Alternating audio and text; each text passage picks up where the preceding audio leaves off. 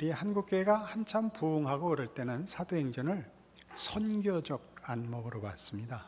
근데 이제는 그보다 조금 더 깊이 보게 돼서 같이 은혜를 나눌 수 있다 이렇게 생각이 들었습니다. 사도행전의 시작에 예수님 승천으로부터 시작이 됩니다. 제자들이 묻죠.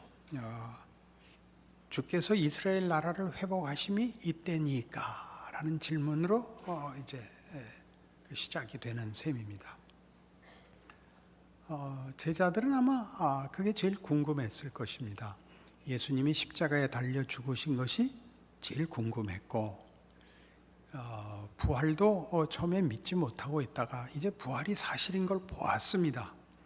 그리고 이제야말로 기대했던 하나님 나라가 이제 보란 듯이 선언되고 큰 소리를 칠 수 있게 되지 않았을까? 당연히 기대했을 텐데 예수님의 답변은 참으로 의외였습니다. 때와 시기는 아버지께서 자기의 고난에 두셨으니 너희가 알 바 아니요. 이렇게 됐습니다. 사실은 이 부분에 대한 이해가 적기 때문에 우리 모두는 그 앞에 제자들의 질문 정도에서 그 신앙생활에 많은 어려움을 겪고 있을 겁니다. 어느 때까지입니까? 언제나 하나님이 하나님의 백성들을 향한 원한을 풀어주시겠습니까? 고난에 찬 인생을 바꿔주시겠습니까? 라는 여러 질문이 나올 텐데 그것은 아버지의 고난이요 너희가 알 바 아니다. 이런 무서운 시작으로 사도행전을 시작해야 됩니다. 그리고 권능을 받을 것이라 라고 얘기합니다. 마태복음 28장에 가면 조금 확인하고 가야 될 문제가 있어서 그렇습니다. 너희가 권능을 받는다 하는 이 문제는 우리 마태복음 28장 18절에서 예수께서 나와 말씀하여 이르시되 하늘과 땅의 모든 권세를 내게 주셨으므로 이거든요. 그러므로 너희는 가서 모든 민족을 제자로 삼아 아버지와 아들과 성령의 이름으로 세례를 베풀라라고 되어 있습니다. 모든 권세를 내가 갖고 있기 때문에. 그리고 끝절에 볼지어다 내가 세상 끝날까지 너희와 항상 함께 있으리라 입니다. 그 권세를 예수님이 갖고 계십니다. 그리고 제자들에게도 너희가 권능을 받을 것이다 입니다. 너희가 권능을 받고 땅끝까지 이르러 내 증인이 되란데, 제자들이 물었던 권세는 주의 나라의 임하심이 이때니까, 주께서 부활하셨으니 죽음을 이기신 권세로 이제 하나님의 나라가 하나의 큰 세력으로, 큰 증거로 소원하는 것들이 다 완성되는 게 지금입니까에 대하여 그건 아니다 하고 이제 제자들을 보내신다는 거거든요. 땅 끝까지 모든 민족에게 보내시는데 권세와 권능으로 보내십니다. 예수의 권세, 부활 권세와 성령의 임함으로 말미암아 주는 성령의 권능을 힘입어 갈 것입니다. 그리고 올라가십니다. 그래서 그 승천이 본문에 올라와서 1장 9절 이 말씀을 마치시고 그들이 보는데 올려져 가시니 구름이 그들을 가려 보이지 않게 하더라. 올라가실 때 제자들이 자세히 하늘을 쳐다보고 있는데 흰옷 입은 두 사람이 그들 곁에 서서 이르되 갈릴리 사람들아 어찌하여 서서 하늘을 쳐다보느냐? 너희 가운데서 하늘로 올려지신 이 예수는 하늘로 가심을 본 그대로 오시리라. 이렇게 되어 있습니다. 우리가 잘 알고 또 좋아하는 결론을 가지고 읽으면 이런 구절들이 자꾸 다 빠져나갑니다. 제대로 읽으면 이 1장 9절 이하가 무슨 뜻이 되냐 하면 제대로 좀 약간 냉정을 찾으시고 이렇게 제대로 된 정신으로 보면 아니 그러고 가시면 어떡하냐 말이에요. 때와 기간은 너희가 알 바가 아니요 권능을 받고 땅끝까지 이르러 내 증인이 되신다. 아니 부활하시고 그리고 가버리시면 어떡하지? 전부 얼이 빠져서 제 생각에는 그 그림들이 이렇게 현란하게 그 승천이 돼 있는데 그게 아니고 아니 그 정말 가시는 거예요? 이제 이게 여기 본문엔 안 나와 있지만 그렇잖아요. 아니 정말 가시는 거예요? 아니 어떡하라고요? 이렇게 지금 그러니까 천사들이 너희들 왜 얼이 빠져서 그러고 있느냐 이렇게 보여진다고요. 좀 이상하게 갔을까요? 여러분 예수 믿고 누구나 경험하는 비슷한 경험인데 한번 대입을 해볼까요? 여러분 처음 예수 믿고 기쁘고 감동스럽고 모든 문제가 아니고 예수 안에 있다는 것과 하나님의 아버지라는 사실로 눈물이 펑펑 나고 이제 평생을 이렇게 기쁘게 살 수 있을 것 같은 거 한 달이 안 가요. 아니 도대체 어디 가신 거예요? 그렇게 기쁘게 해주시더니 지금 그 장면이라니까요. 꼭 기억을 하세요. 이걸 놓치면 사도행전은 여러분들의 기대와 상상 속의 얘기가 되고 말아요. 하나님이 일하시는 현실을 놓치게 돼요. 우리가 그토록 답답해하고 이해할 수 없는 현실이 하나님이 요구한 현실이라는 걸 놓치면 원망과 치성밖에 남는 게 없죠. 더 많이 치성을 들여 감동을 받아내거나 아니면 원망을 하거나 체념해 버릴 수밖에 없는 게 되는데 교회사 내내 이 싸움이 교회 안에 있습니다.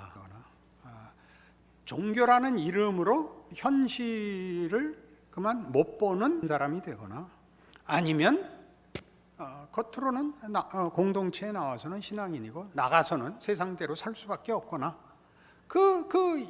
그것밖에 제대로 된 신앙을 이해할 수도 어떻게 마주쳐야 되는지도 모르게 되더라 그겁니다. 제 경우는 그랬습니다. 그래서 돌아와 이제 기도를 하는 겁니다. 기도란 뭐죠? 함께 계셔야 하는 주님이 없어서 이제 남은 게 기도밖에 없다 그런 뜻일 수도 있는 겁니다. 물론 이건 대단히 부정적으로 소극적으로 얘기하는 것이지만 사실은 이 문제를 확인하고 나야 우리는 기도가 우리가 기대하는 주문이 아니다를 확인하게 됩니다. 떠나가신 주님, 약속과 하나님의 뜻만 우리에게 허락한 주님, 그의 백성으로 살아야 하는데 부활하시고 모든 권세를 가지신 주님은 안 계시는 성도들, 남겨진 건 기도. 그러면 그 기도는 분명히 우리가 보통 하듯이 하는 기도로서 받아내는 응답용은 아닐 겁니다. 왜? 그렇게 하려면 기도를 줄 필요 없이 주께서 부활하시고 해결했어야 맞죠. 우리의 모든 것을 해결해 주셔야 맞지 않습니까? 그렇게 안 하셨다는 사실이죠. 그래서 예수님께서 부활하시고 모든 권세를 가졌다고 얘기하는 게 무슨 뜻인가? 이게 맨 먼저 이해해야 할 성경적인 선언입니다. 그게 무슨 뜻인가?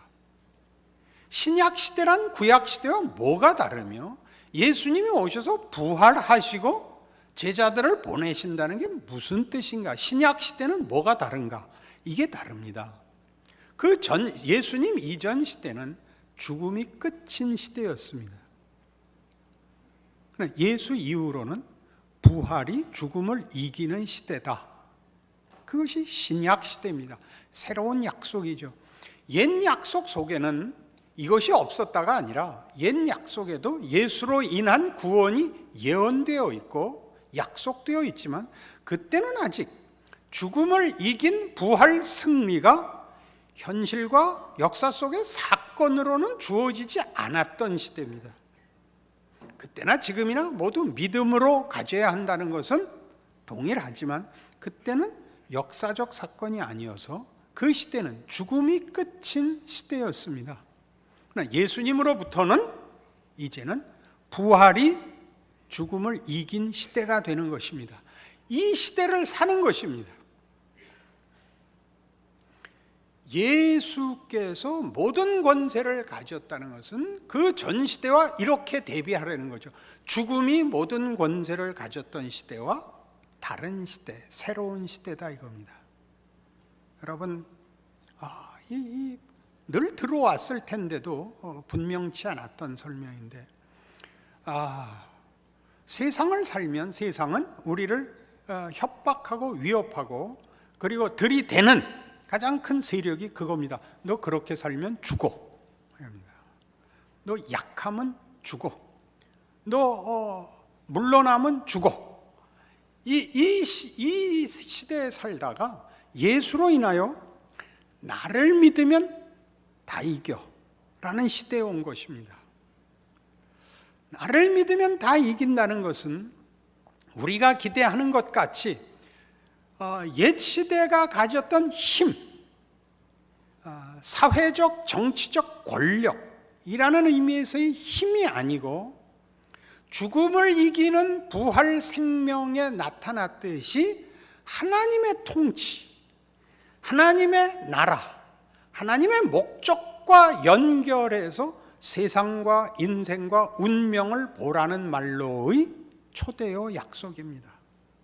그러니까 옛 시대가 죽음이 끝이라는 것은 살아있는 동안이 전부이고 세상에 보이는 것이 전부인 세상에서 보이지 않는 하나님 창조주와 우리를 사랑하시는 하나님, 그리고 역사와 세계를 심판하실 하나님을 아는 시대로 세계관이, 인간의 의미와 운명을 보는 눈이 바뀌어진 시대를 살라 그런 뜻입니다.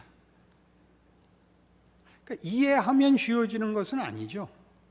그러나 분명히 이 믿음을 가진다면 우리는 가장 우선적으로 현실에 대한 이해를 바꿀 수밖에 없습니다.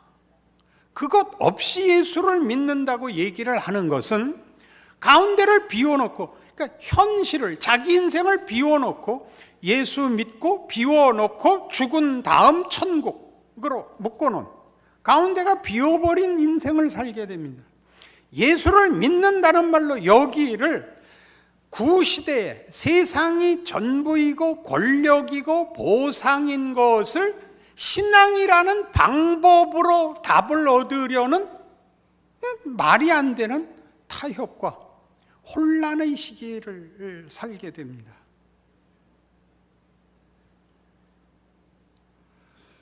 죽어도 좋다라는 것은 결사의 각오가 아니라 죽는 것이 끝이 아닌 죽음을 극복한 부활이 있는데, 그 부활은 죽으면 살려준다는 뜻이 아니라 죽음이 끝인, 죽음이 최고의 권력인 세상이 아닌 세상을 사는 것이다 라고 하는 것이다 말이죠. 그래서 이 시대를 살아가는, 신약 시대를 살아가는 성도들의 삶은 최고의 무기가 기도가 되는 것입니다. 기도란 하나님의 뜻을 구하고 하나님의 인도하심을 구하는 것입니다. 동일한 조건과 환경 속에서 말이죠. 갈라디아서 2장에 가면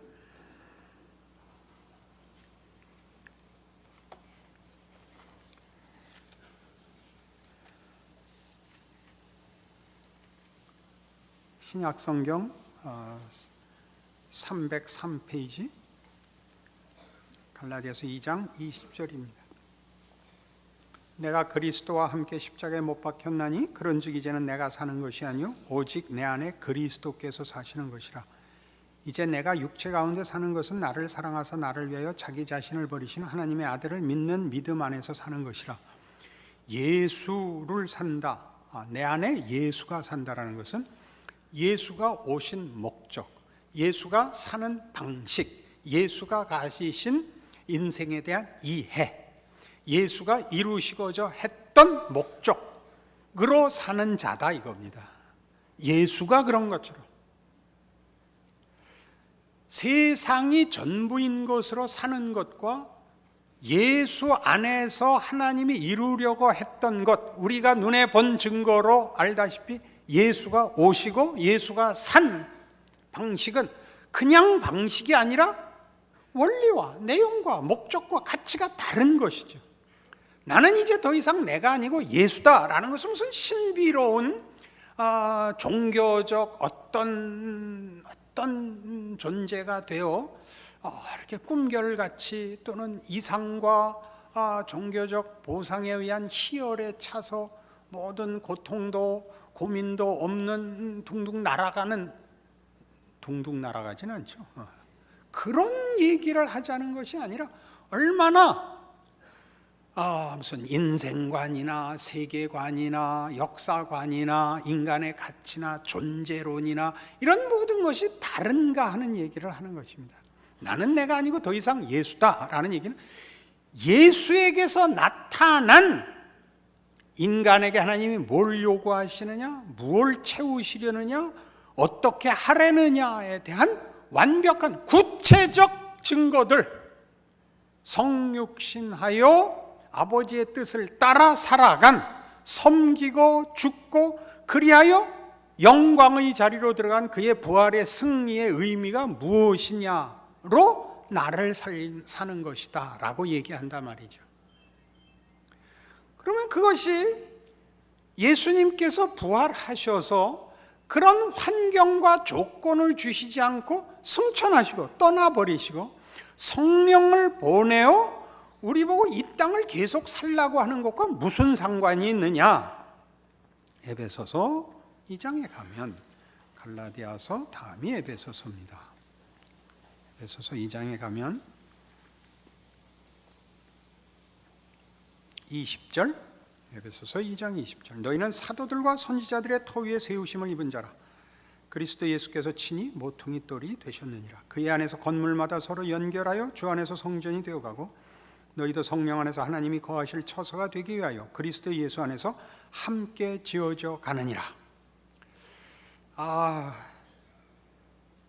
하나님께서 그의 백성들을 부르사 교회를 이루십니다. 교회란 건물이거나 조직이 아니고 하나님의 백성들, 하나님의 자녀들을 부르는 신약 시대의 이름입니다. 근데 그 교회란 하나님의 자녀들을 예수 안에서 불러 예수와 묶은 자들이라는 뜻입니다. 그래서 예수 안에서 지어져 간답니다. 함께. 그 함께가 어디까지냐 하는 것입니다. 그 함께는 같은 신앙의 동지들을 가장 좁게는 그렇게 이해하고 우리가 살아야 하는 아직 고난 속에서 살아야 하는 이 인생과 환경 조건을 얘기하기도 하고 가장 넓게는 역사입니다. 가장 넓게는.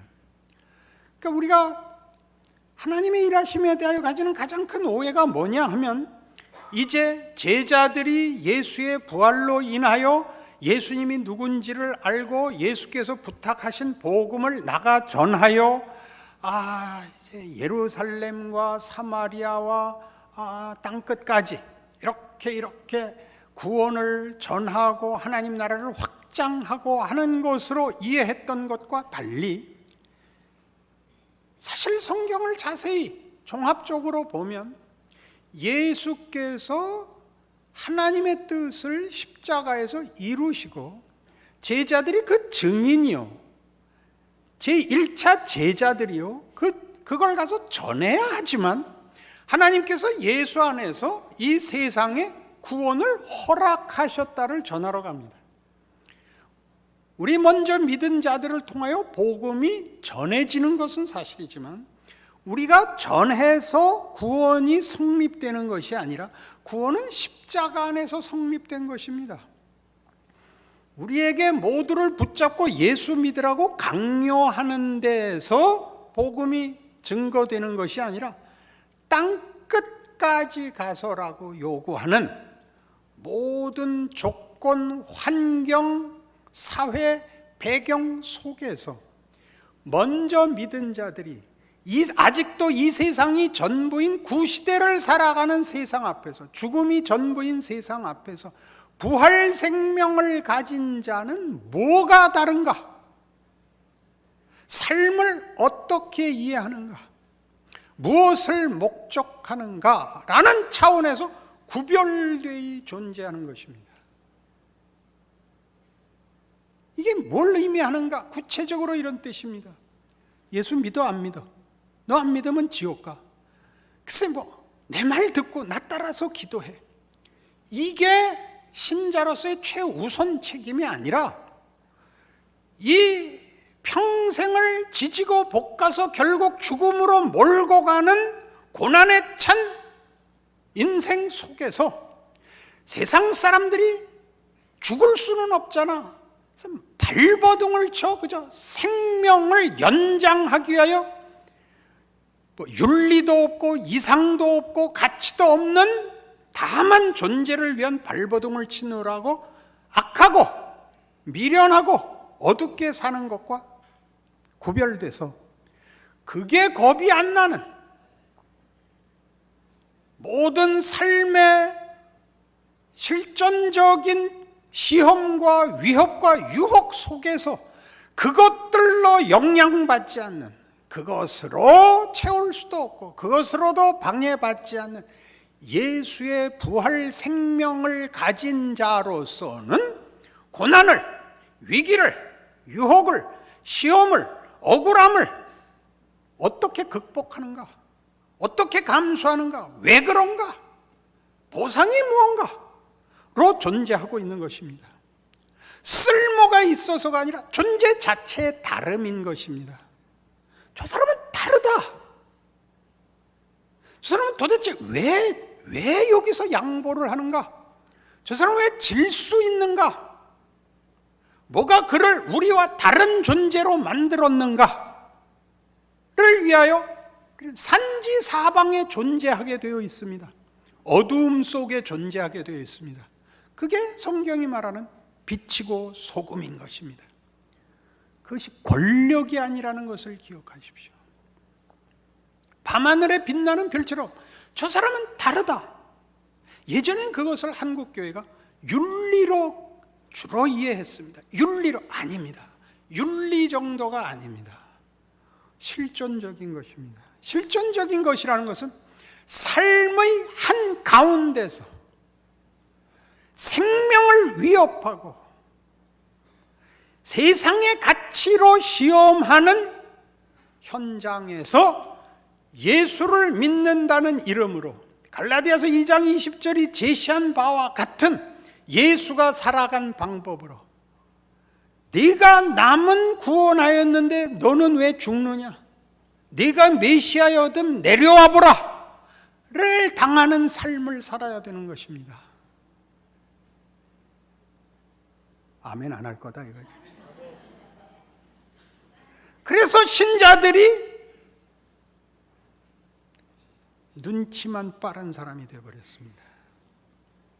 예수 믿어서 좋은 곳 한쪽에 걸고 세상으로 이익 보는 거 한쪽에 걸어가지고 살고 있죠. 분명하게 난 크리스찬이다 이렇게 걸고 나가서 이렇게 시위를 하자는 얘기가 아닙니다. 우리는 세상이 보면 미련한 사람들입니다. 세상이 보면 이해가 안 가는 사람입니다. 그걸 말과 명분과 시위와 어떤 봉사로 대신할 수 없다는 얘기를 하고 싶은 겁니다. 여러분 각자의 존재가 갈라디아서 2장 20절을 순종하셔야 됩니다. 하루아침에 되지 않는다는 거 압니다. 그러나 이 설교를 하는 가장 큰 이유는 다른 것으로 스스로를 속일 수 없습니다. 로마서 4장에 가면 이 얘기는 알고 보니까 이미 아브라함에게 나타나 있더라는 사실입니다. 봅시다.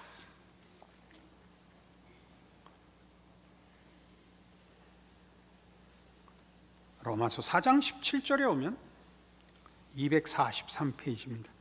기록된 바 내가 너를 많은 민족의 조상으로 세웠다 하심과 같으니 그가 믿은 바 하나님은 죽은 자를 살리시며 없는 것을 있는 것으로 부르시는 이시니라. 아브라함은 뭐죠? 믿음의 조상입니다. 아브라함은 뭐 했죠? 나그네로 살았습니다. 본토 친척 아비 집에서 부름을 받아 모르는 나라에서 나그네로 삽니다. 그건 무슨 뜻이냐면 정치적, 사회적 기반이 없어서 정치적, 사회적 권력이 없는 사람으로 살았다는 뜻입니다. 자기 고향에서 살았으면 누군가 비빌 사람들이 있었겠죠. 그는 전혀 모르는 곳에 나그네로 그 인생 전체를 나그네로 부름을 받아서 생각해 보십시오. 정착하지 않고 있는 사람이 무슨 사회적, 정치적 권력을 가질 수 있었겠습니까? 그러나 그렇게 하여 뭘 했다고요? 그를 부르신 하나님은 창조의 하나님이고 부활의 하나님이라는 거죠. 자기 권력, 자기 기반이 있어야 뭘 심고 거둘 거 아닙니까? 그러나 아브라함을 믿음의 조상으로 만들 수 있었던 것은 기반과 권력을 가져서가 아니라 하나님이 하시겠다 하는 일을 아브라함에게 약속했기에 그는 과연 그의 자손이 하늘의 별 같고 바다의 모래 같게 될 수 있었다는 것이죠. 아브라함은 창세기의 약속에서는 어떻게 나옵니까? 내가 네게 복을 주어 네 이름을 창대케 하리니 너는 복의 근원이 될지라. 너를 축복하는 자에게는 내가 복을 내리고 너를 저주하는 자에게는 내가 저주하리니 땅의 모든 족속이 너를 인하여 복을 얻을 것이니라. 아무런 정치적, 사회적 실권을 가지고 있지 않은 나그네가 모든 족속이 그로 인하여 복을 받는 존재가 되는 것입니다. 고통스럽고 외로운 인생을 사나 그가 복의 근원입니다. 그를 저주하는 자 저주를 받고 그를 축복하는 자가 복을 받는 존재입니다. 그게 빛이고 소금입니다. 그러나 어느 시대나 그랬듯이 신자들은 이 삶에 어려움을 겪습니다. 그렇죠? 주목은 가깝고 법은 멀기 때문입니다. 믿음의 보상은 멀고 세상의 협박은 눈앞에 있습니다. 그 싸움을 평생 하는 거죠. 평생 하는 거죠.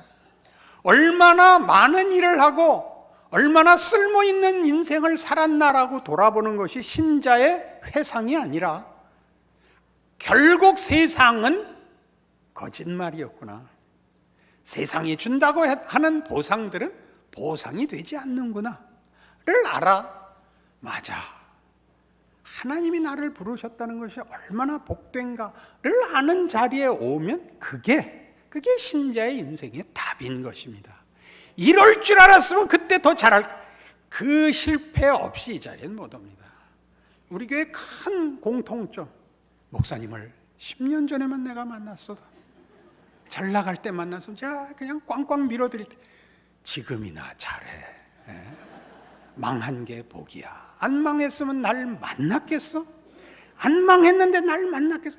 잘 나가는데 우리 교회 오겠어요? 잘 나가면 잘 나간 얘기하는데 모이지. 우리는 망하려는 거 아니야. 망하려는 거 아니야. 왜? 예수를 믿는다 그랬잖아. 사업을 한다 그랬으면 내가 왜 망하라 그러겠어? 예수를 믿잖아. 예수를. 세상의 것으로 보상과 목적을 삼을 수 없는 자들이에요. 그 너머에 보상이 있어요. 그게 사도행전의 시작이에요. 자, 너희는 새 시대를 산다. 어디 가서 넌 왜 그러냐? 넌 왜 그래? 이 싸움 하지 마라. 너 왜 불교 신자가 됐냐? 너 왜 예수 안 믿느냐?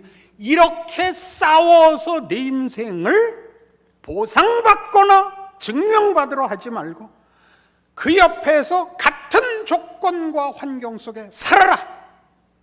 그들 앞에 이 사람은 다르다. 그거 받아내라. 누구 비난하고 정죄해서 댕댕거리지 말고 내 위치를 확보하지 말고 그런 거 없다. 숨기고 감추어지고 세상에 떠밀려가는 속에서 억울함과 누명과 오해와 우겨쌈과 비난 속에서 너희는 세상이 전부가 아닌 사람으로 살아라. 그들이 보고 당신은 도대체 왜 우리와 다릅니까? 라고 묻게 해라. 예수님 올라가십니다. 살아라. 아니 올라가시면 어떡합니까? 뭘 보고 있느냐? 너희가 본 이 예수는 올라가심을 본 그대로 다시 오실 것이다. 주어진 시간에 힘을 다하여 너에게 주어진 신앙의 내용들을 너희 삶에 순종하라.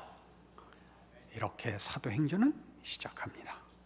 정신 차리고 긴장하시고 겁을 먹고 그리고 도망가지 마시고 사도행전 끝날 때까지 집중해 주시기 바랍니다.